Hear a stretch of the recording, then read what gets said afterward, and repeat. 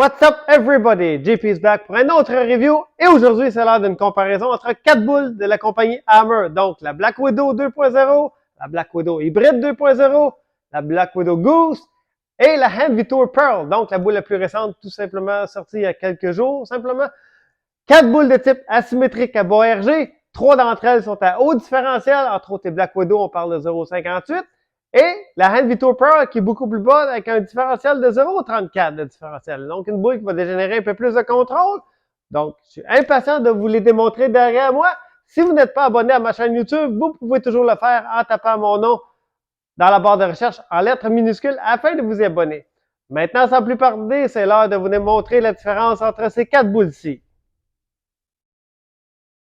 C'est l'heure d'une comparaison entre 4 boules. Donc, les Black Widow 2.0, la Black Widow Hybrid 2.0 et la Black Widow Goose qui est une version Pearl bien entendu et la Hand Vitour Pearl. Donc, 4 boules de type asymétrique à bas RG. Dans le cas de la Hand Vitour, elle se distingue par son différentiel beaucoup plus bas. On parle de 34. Donc, voici la Black Widow 2.0 avec mon layout favori, 40 degrés de mass bias par 4 pouces de mon point d'axe et un angle VAL de 20 degrés qui est la finition de la boule. Donc, ce sont des seules boules-ci, c'est une boule qui va flairer passablement. Donc, 58 est quasiment une boule qui a le maximum de différentiel. Le maximum étant 60 autorisé par la USB-C.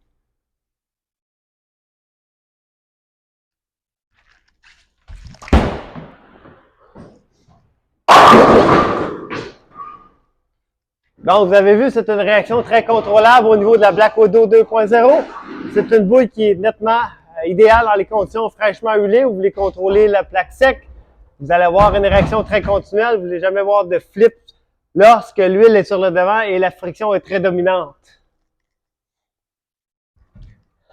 Maintenant, autour de la Black Widow Hybrid 2.0. Toujours le même populaire noyau dans le cas des Black Widow, le mass gas, donc, qui est un noyau très structuré. Même layout au niveau de la hybride, comme vous avez pu voir. Donc, je vais tenter de jouer à la même endroit que la solide, voir la différence de réaction. Donc, je m'attends un peu plus de longueur avec la version hybride, bien entendu.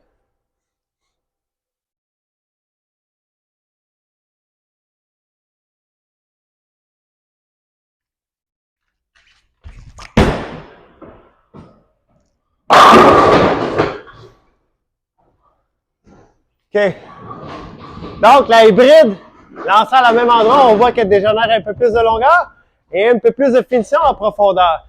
Donc, la version hybride, la Black Widow hybride, c'est probablement la boule de l'année 2023 puisque c'est la première de cette série à utiliser le Hyperkinetic 22 dessus. Une technologie qui fait vraiment fureur, qui a vraiment fait évoluer la compagnie Brunswick dans la plupart de toutes ses boules de sa grande famille. Maintenant, on voit très bien la Black Widow Goose maintenant, qui est une version Pearl. Donc, je m'attends davantage un peu plus de longueur avec la Black Widow Goose. Donc, je vais tenter de lancer à la même endroit et voir la différence de réaction.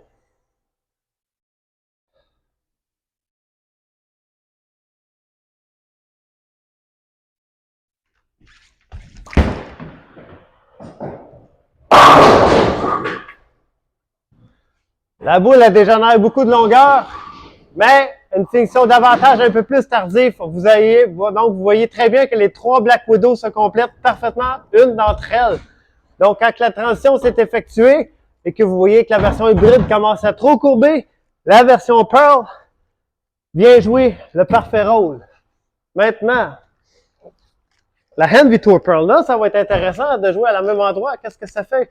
Une balle avec un différentiel un peu plus bas, donc j'ai toujours le même layout ici, 40 par 4 par 20, mais sachant que le différentiel est beaucoup plus bas, la boule elle risque d'être beaucoup plus contrôle versus ce que vous avez vu avec la Black Widow Goose.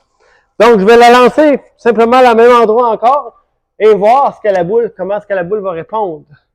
À noter que la Hand Vitour et le Hyperkinetic 22 également dessus.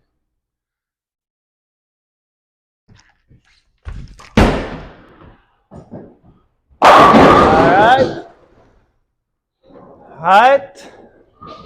Donc, on a vu que la Hand Vitour elle est plus contrôle. J'aurais avantage à tasser un peu plus à droite avec par rapport à la Black Widow Goose. Donc, on voit l'effet du différentiel qui est un peu plus bas. Donc, je vais revenir un peu plus à droite avec. Je vais tasser comme 2 planches et voir ce que ça dit.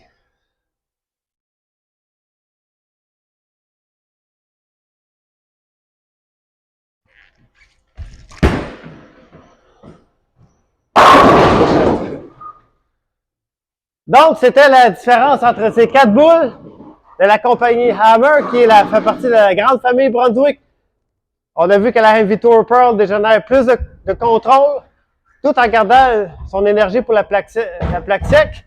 La Black Widow Goose, elle flippe davantage un peu plus à cause du différentiel. La hybride juste au-dessus. Et la Black Widow 2.0, vraiment la boule la plus traction.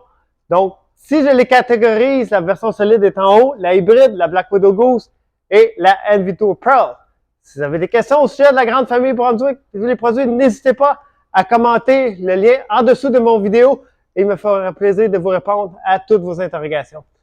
Je vous souhaite une bonne fin de journée, chers cœurs. On se revoit prochainement pour un autre review.